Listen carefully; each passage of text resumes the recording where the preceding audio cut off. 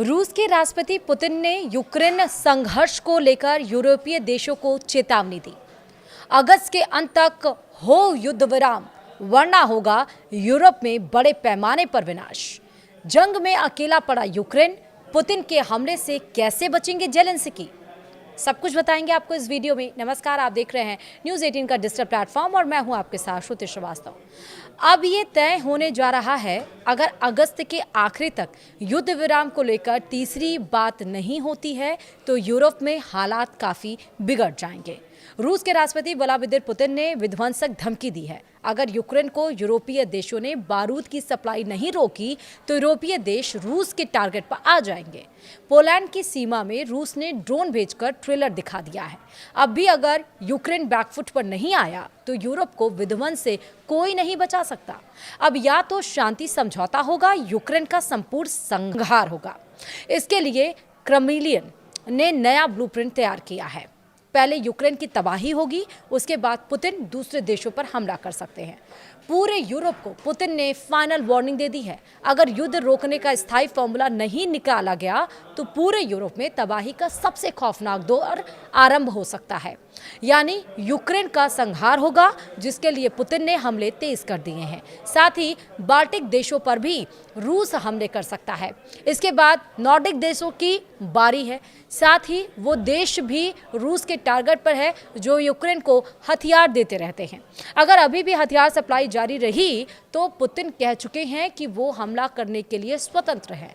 वैसे भी पुतिन ने अल्टीमेटम देते हुए कहा है कि शांति प्रक्रिया का मतलब सिर्फ एक हफ्ते, 2 हफ्ते या साल का युद्ध विराम नहीं होना चाहिए, जिससे नाटो देश फिर से यूक्रेन को हथियार से भर सके। हमें ऐसी शर्तें चाहिए जो दीर्घकालिक, टिकाऊ और स्थायी शांति दे, जहां सभी पक्षों की बराबर सुरक्षा सुनिश्चित हो। यानी अब सुरक्षा गारंटी के नाम पर रूस और दूसरे यूरोपीय देश आमने सामने आ सकते हैं और इस टकराव के लिए रूस तैयार है। इसका संकेत रूस ने पोलैंड में ड्रोन भेजकर दे दिया है।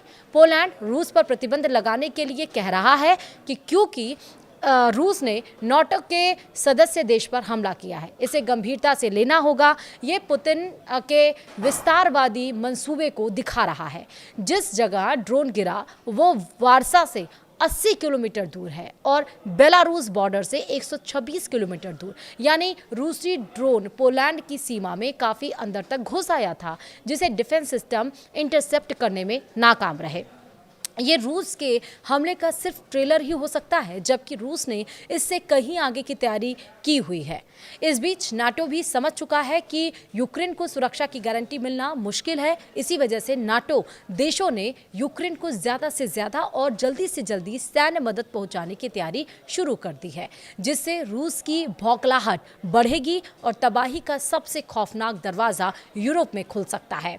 यूक्रेन को सैन्य मदद अभी भी जारी है, जिससे वो लगातार रूस पर हमले कर रहा है। आपको बता दें कि वो कौन से देश हैं जिन्होंने लगातार यूक्रेन की मदद की। इस लिस्ट में पहले नंबर पर ब्रिटेन है, जिसने अभी तक 71,156 करोड़ की मदद की है। दूसरे नंबर पर जर्मनी है, जिसने 50,816 करोड़ के हथियार यूक्रेन को भेजे हैं। तीसरे नंबर पर फ्रांस आता है, जिसकी तरफ से अब तक 38,624 करोड़ की मदद की गई है। चौथे नंबर पर पोलैंड का नाम है, जिससे 31,512 करोड़ की सैन्य मदद यूक्रेन को मिली है।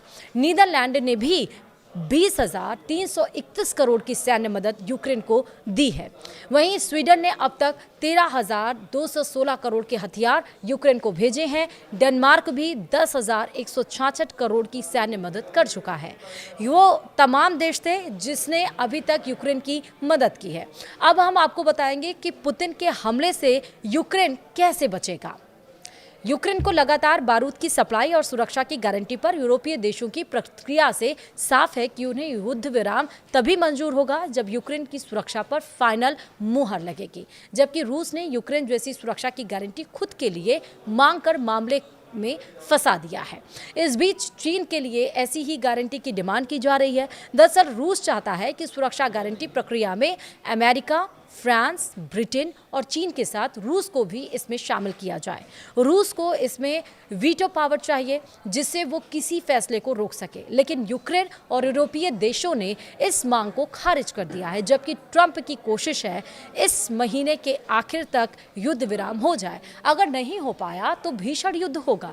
पुतिन सर्दियों में युद्ध की तैयारी कर चुके हैं। अब अगर अमेरिका की मदद यूक्रेन को नहीं मिलेगी तो यूक्रेन तबाह हो जाएगा।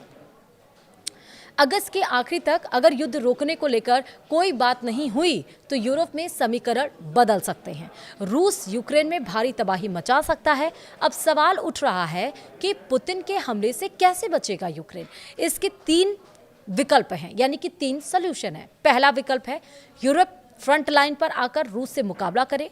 दूसरा विकल्प है जेलेंस्की सरेंडर करे और रूस के जीते इलाके सौंपे, जिससे यूक्रेन का संहार रुक सकता है।